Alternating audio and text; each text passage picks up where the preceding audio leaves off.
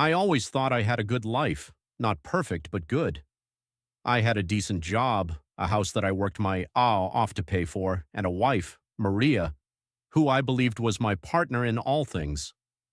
We had a son, Jason, who grew up to be everything a father could be proud of. Or at least that's what I told myself back then. Looking back, I wonder how long I had been a fool, how many signs I ignored.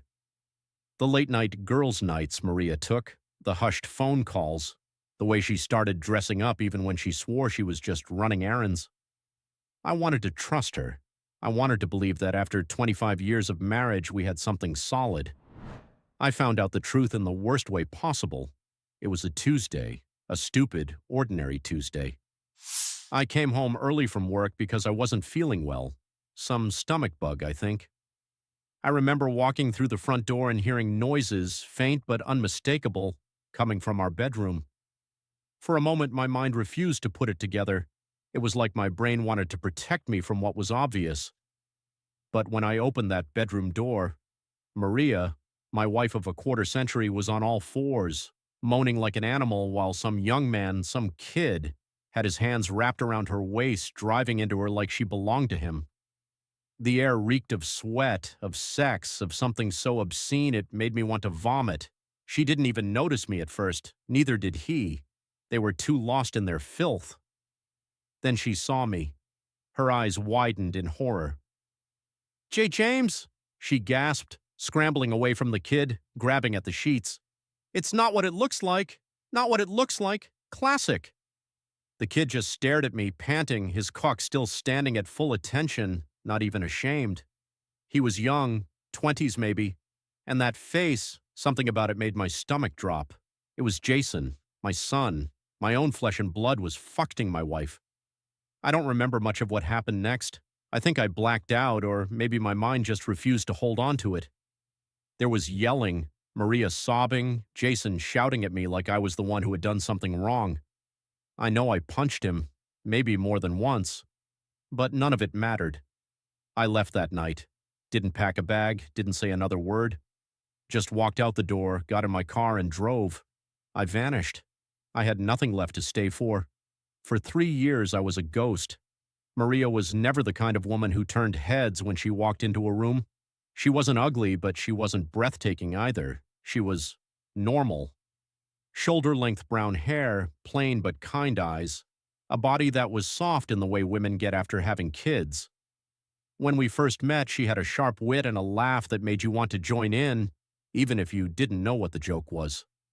That was what drew me to her. Not some supermodel looks, but the way she made me feel like I belonged somewhere. We met at a bar. Nothing romantic about it. I was 23, working construction, spending my Friday night drinking after a long week. She was there with some girlfriends, and we got to talking. She wasn't shy, but she wasn't exactly confident either. I liked that. She wasn't playing games, wasn't trying to be something she wasn't. Things moved fast. A few months later, she got pregnant. I did the only thing that felt right. I married her. Back then, I thought I was doing the honorable thing, stepping up, proving I wasn't some deadbeat who ran at the first sign of responsibility. Looking back, I wonder if I ever really had a choice. Jason was born, and I worked my ache off to provide for them. Construction wasn't glamorous, but it put food on the table. I woke up before the sun, came home covered in dirt and sweat, and did it all again the next day. I wasn't a perfect husband. Who is? But I was loyal. I never so much as looked at another woman, never spent a paycheck on myself. Everything I did was for them. And what did I get for it? Years of being taken for granted. Maria slowly stopped caring. She used to wait up for me, ask how my day was. That stopped. She used to touch me, kiss me, remind me why we got married in the first place. That stopped too. At some point, I stopped existing in my own home. I was a provider, a walking paycheck, someone to fix the leaking sink or mow the lawn. Jason wasn't much better. I don't know when it started, but he grew up looking at me like I was beneath him. Maybe Maria whispered things in his ear when I wasn't around. Maybe he just decided on his own that I was nothing more than some old sweaty man who worked with his hands while other people built real careers. By the time he was a teenager, he barely spoke to me. If he did, it was usually to complain. And yet, I stayed. I stayed because that's what men like me do. We put our heads down and keep going because what else is there? But the ultimate betrayal? That came later. After I caught them, after I walked in on that filth, I remember the look Jason gave me. It wasn't guilt. It wasn't shame. It was annoyance. Like I was the problem. You don't get to judge me, he spat, pulling on his jeans like I was the one who interrupted his home. You were never really part of this family anyway. Maria didn't argue. She didn't scream at him, didn't tell him he was disgusting, didn't beg me to stay. She just cried, saying I didn't mean for it to happen. Like that changed anything. Like it wasn't the end of everything. I should have fought harder. I should have made them feel the pain I was feeling. But I didn't. Because what's the point of fighting when you realize you were never loved in the first place? So I left. But the world wasn't done fucking me over yet. The first year after I vanished, I lived in motels, cheap rentals, the kind of places no one asks questions about. I picked up work where I could, construction, security, even some offshore gigs where I spent weeks at a time away from the world. Hard work, but honest. Then one night, in some rundown bar 2 states away, I ran into an old friend, Rick. We used to work together years ago before he got into the kind of business that makes people disappear for the wrong reasons. He looked me over, saw what I had become, and made me an offer. "Come work with me," he said. "You got nothing to lose, right?" And he was right. I had nothing to lose. That's how I ended up doing the kind of jobs you don't put on a resume, not illegal, at least not all of it, but dangerous. Some guys would have broken under the pressure, but I found out something about myself. When you lose everything, fear stops existing, and that made me very, very good at what I did. 3 years passed like that. 3 years of fights, broken bones, money coming in faster than I could spend it. I built something new for myself, something that belonged to me. Then one day there was a knock at my door. I opened it and there stood Jason, older, harder. His once soft face had the sharp edges of a man who'd been through some sot. But his eyes were full of hate. I barely had time to process it before he shoved his way inside, his voice cold and furious. "You ruined this family," he spat, looking at me like I was trash. "You abandoned us. You abandoned Mom." Mom. He still called her that, like she wasn't the fucking reason I left. "You got some nerve showing up here," I said, my voice flat. "What do you want?" Jason clenched his fists, and for a second I thought he might actually take a swing at me. But then he exhaled sharply and said something that almost made me laugh. "Your grandson has cancer. He needs a bone marrow transplant." I stared at him. "Not my problem." Jason's jaw clenched. "It's your chance to redeem yourself, to fix what you fucked up. You owe us this much." I almost laughed in his face. Owe them? After everything? Then I remembered something I had been saving, something that had sat untouched in a private folder for 3 years, waiting for the right moment. I grabbed my laptop, pulled up the file, and turned the screen toward him. And there it was. A video. A recording from that night, taken from the security camera I had installed years ago, back when I thought the only thing I had to worry about was burglars. The video played.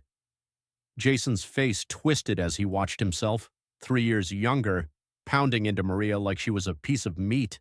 Her moans, his grunts, the disgusting things they whispered to each other. I let it play for a solid 30 seconds before I turned the screen back toward me and closed it. "Not a fucking chance," I said. "May he rest in peace." And then I slammed the door in my son's face. Jason stood there, stunned, his mouth hanging open like a man who'd just been shot in the gut. He didn't speak. He didn't move. For the first time in his life, he had nothing to say. I should have felt something. Satisfaction, anger, regret.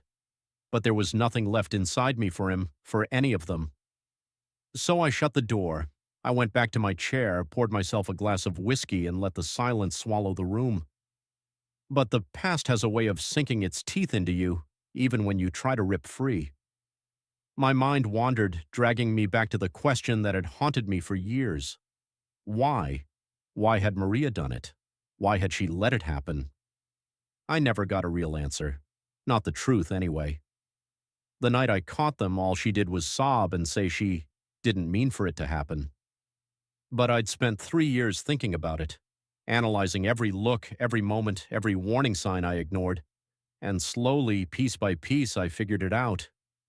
Maria never loved me. Not really. She loved what I provided. A house, stability, a man who would work himself into the ground to make sure she never had to lift a damn finger. And for a while, that was enough for her. But the thing about women like Maria, they always want more, and when they get bored, they start looking for something new. I bet it started small. Maybe she got off on the attention. Maybe she liked feeling wanted again. Then she started flirting back.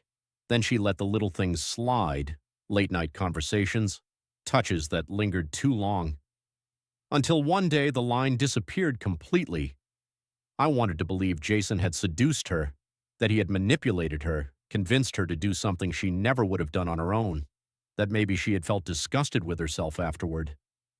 But I had proof that wasn't true. I had gone back and checked the security footage from months before I caught them. It wasn't a one-time mistake. It wasn't an accident. They had been funning for nearly a year, in my house, on my bed, with my son laughing, mocking me behind my back while I worked my hands to the bone for them. That's what killed me the most. Not just the betrayal, not just the act itself, but the sheer disrespect. Maria had a choice, 1,000 chances to stop, and she never did. I wasn't the one who destroyed our family. They were. But that wasn't the end of it. A week after Jason showed up, I got a call from an unknown number. I didn't pick up. Figured it was him, maybe Maria, trying to guilt me into changing my mind. Then my phone buzzed again. This time it was a text. Maria is dead. For the first time in years, I felt something. Not sadness, not grief, just curiosity. I dialed back. A man's voice answered. It took me a second to recognize him. Tom, an old friend from my hometown, one of the only people who knew how to reach me. "What happened?" I asked. There was a pause, then a deep breath. "She killed herself, James. Took a bottle of pills. They found her this morning." I leaned back, staring at the ceiling. Maria, dead. A woman who had taken everything from me, now gone by her own hand. I wasn't naive. I knew it wasn't just guilt that did it. It was the collapse of everything she had built. Jason blamed me, of course. I found that out later. He told everyone I was a monster, that I abandoned my family, that I refused to save my own grandson's life, that my cruelty had driven his mother to suicide. The truth? Maria had lost the life she wanted. After I left, things fell apart. Without me to carry the weight, the bills started piling up.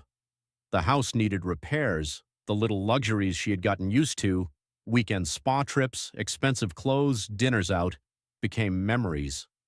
And Jason? Jason had his own problems. He lost his job. His relationships failed. Whatever he had with Maria, it hadn't lasted. Because of course it didn't. It was never love. Just filth. By the time their grandson got sick, they had already lost everything. They were desperate. They needed a savior. And they came crawling back to the man they had destroyed. No wonder Maria couldn't live with herself. You'd think that would be the end of it. You'd think I could finally close this chapter of my life and walk away.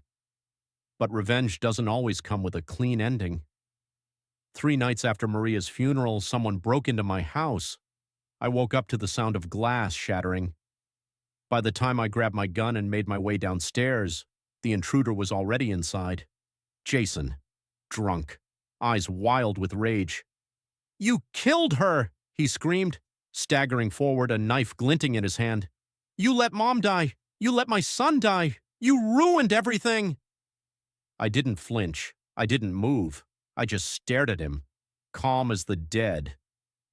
"Put the knife down, Jason." "You!" he roared, charging at me. I shot him in the leg.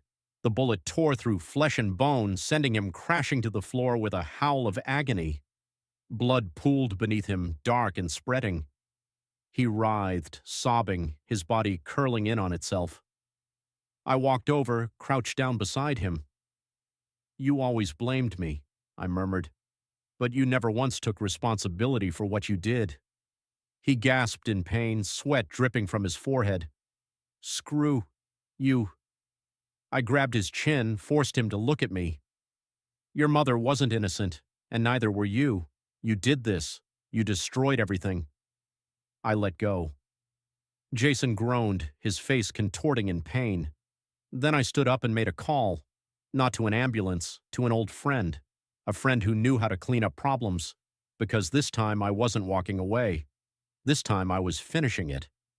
Jason was still whimpering on the floor, clutching his bleeding leg, but I didn't feel an ounce of pity. He had lived his whole life thinking he was untouchable, thinking he could do whatever the fucks he wanted and get away with it. Not tonight. I stepped over him, grabbed a chair from the dining table, and dragged it across the floor, the sound cutting through his ragged breathing.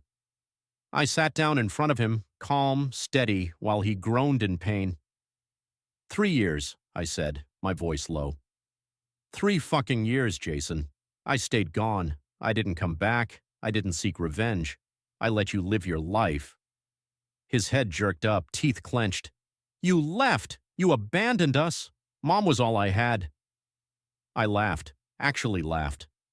The sound of it made his face twist in rage. "You had her?" I leaned forward, resting my elbows on my knees. "Jason, you didn't have a mother. You had a fucking lover." His face went pale. "Shut up." "She let you do it," I continued. "She let you crawl into my bed, into my life, because she was bored, because she wanted something new. You think she did it out of love?" I let those words sink in.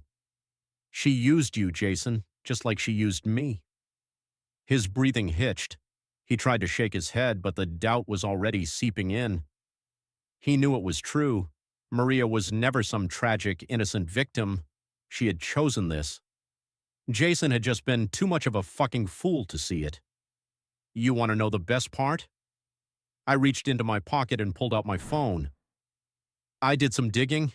Turns out your mother had a long history of relationships.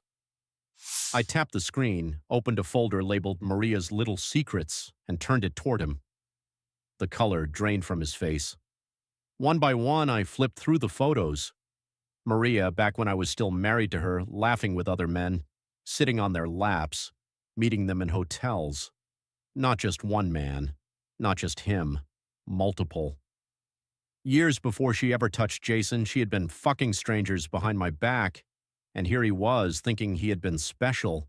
He started shaking, his whole body. No, she wouldn't. She would, I cut in. She did, and you know why? He looked up at me, eyes wet with something between fury and devastation, because she didn't care about anyone but herself. Jason let out a strangled noise, part sob, part scream. The kind of sound a man makes when he realizes his entire life has been a goddamn lie. I stood up, towering over him.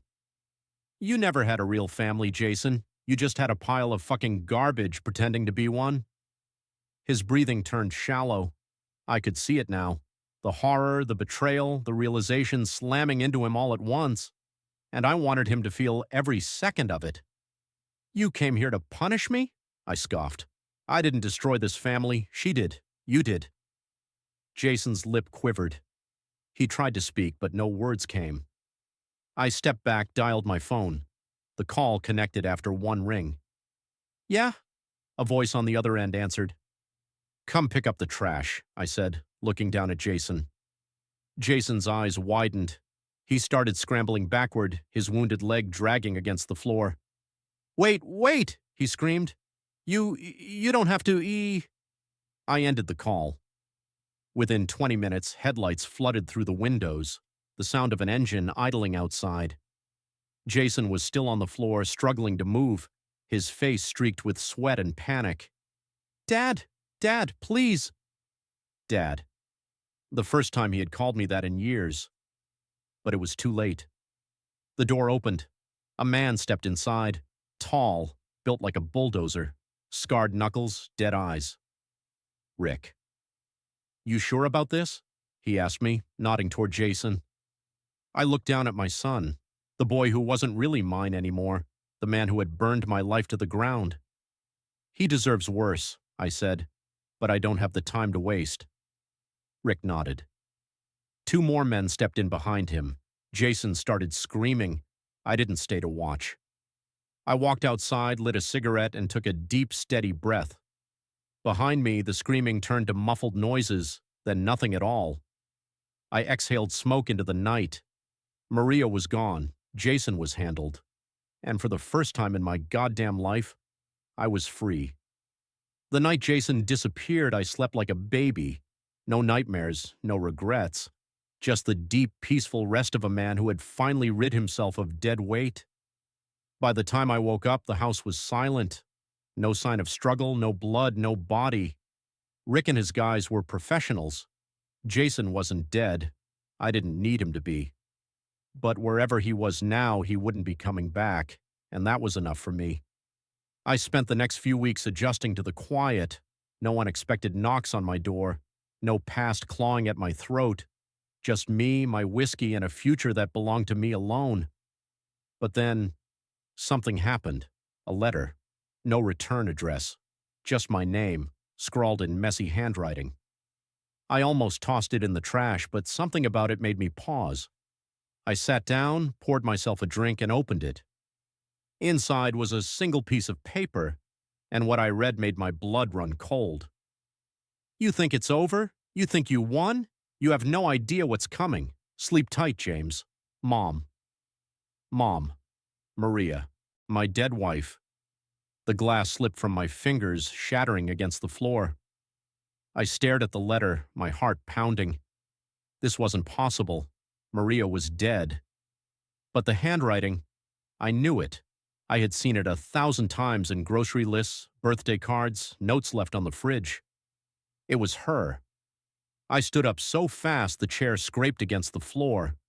My mind raced through every possibility. Had she faked her death? Was this some sick joke? Had someone else sent this to fuck with me? I grabbed my phone and called Rick. Yeah. I need you to check something for me, I said, my voice tight. Maria's death. Make sure it was real. A pause. Then, you think it wasn't? I don't know what to think, I admitted. Rick sighed. Give me a day. I hung up, staring at the letter again. My hands felt ice cold. Had I been played? Had she played me? And if Maria was still out there, what the fuck was coming? For the first time since I left that house 3 years ago, I felt fear.